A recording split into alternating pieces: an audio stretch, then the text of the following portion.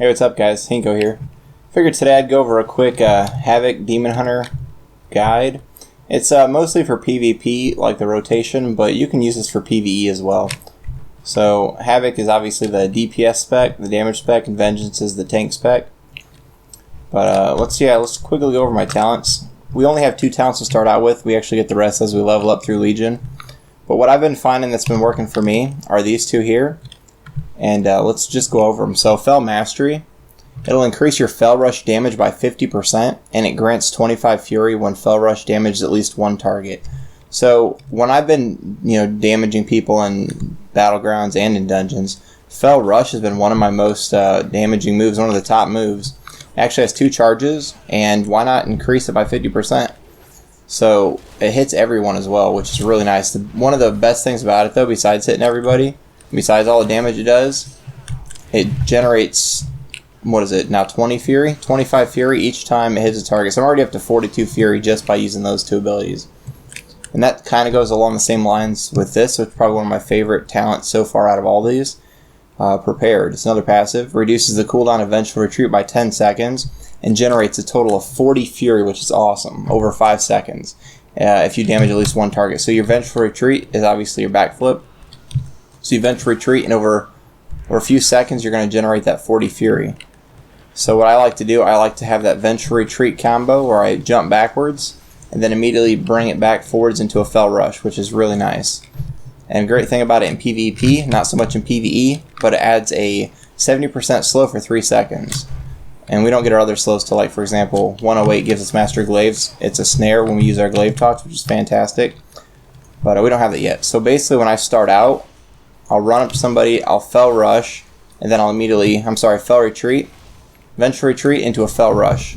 And I'm already, a few auto attacks in, I'm already max Fury. And at this point, I can choose to, if it's single target, spend them in Chaos Strikes, or even multi-target, spending them into your Blade Dance or I-Beam.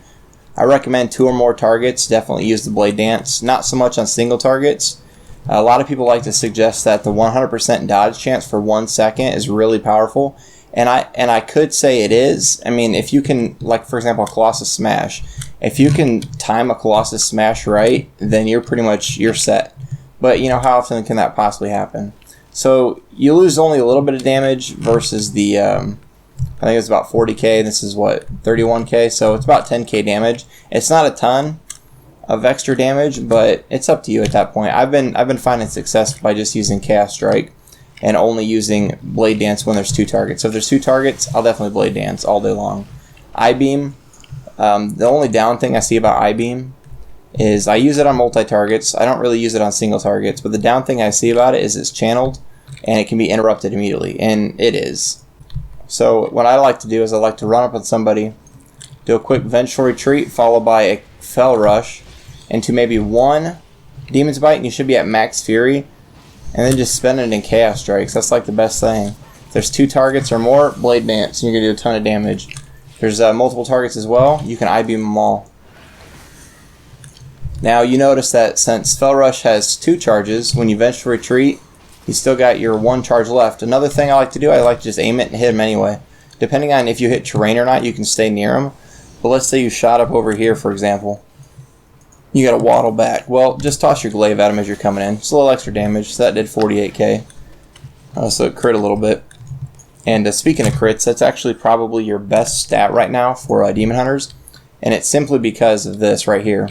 Your Chaos Strike. When you slice your target for X amount of damage, the critical strike refunds 20 of the Fury. So you get half the cost back by having it crit, which is pretty nice. So the more crit you have, the better. I also am enjoying Mastery right now.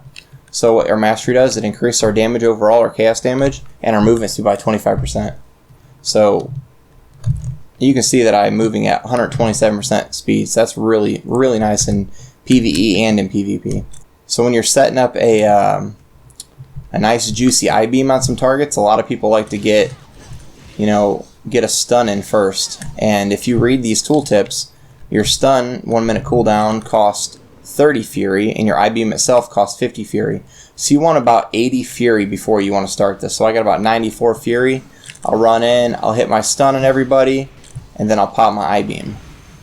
Now, since there's been so many demon hunters, that's like the most predictable thing that everyone's going to be doing. So they're usually either going to trinket the stun right away and then just kick your I-beam, which is very possible. So another way you can throw them off is just stun them and let them, you know, just don't telegraph it is what I'm trying to say. Yeah, that's pretty much it for the guide. Single targets, you just want to get as many chaos strikes, vengeful retreat, fell rushes in as possible. Multi-targets, you want to blade dance and I-beam. Hope you guys enjoyed the video. Give it a thumbs up if you liked it, and even subscribe if you want to see more. Thanks for watching. Warriors of the Horde, break out your axes and sharpen your spears. The Burning Legion has returned to our world.